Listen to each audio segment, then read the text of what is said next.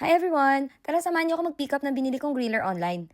At dahil nga nasira na yung ihawan namin, naganap na ako sa online ng second hand na griller.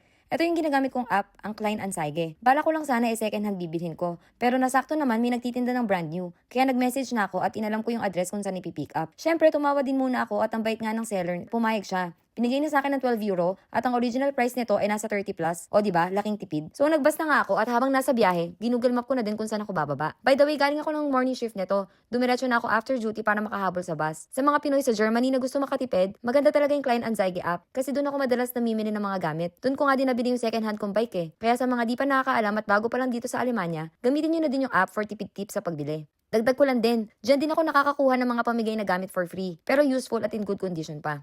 At nang makarating na nga ako sa bus stop, nag-start na ako maglakad papunta sa bahay ng seller. Ang ganda nga din dito sa area na to. Dito kami noon kumain ng samyupsal at andito na nga ako sa bahay at nag-doorbell na din ako. At ito na nga, ang bago naming griller. Sobrang excited ako mag-ihaw ulit dahil first time namin magka-griller na may takip. Yung luma namin kasi mumurahin lang. Wala din siyang takip pero tumagal din sa amin ng 3 years. Susulit na yung 7 euro na pinambili namin. At sakto nga din na nakaabot ako sa next bus pa uwi. Kaya di na ako nagantay pa ng matagal. Pag uwi ko nga, dahil excited, inassemble ko na din agad at ito na nga siya. Ang cute, di ba? Maliit lang at handy. Pwedeng dalhin anywhere. So that's it for today's video. Bye!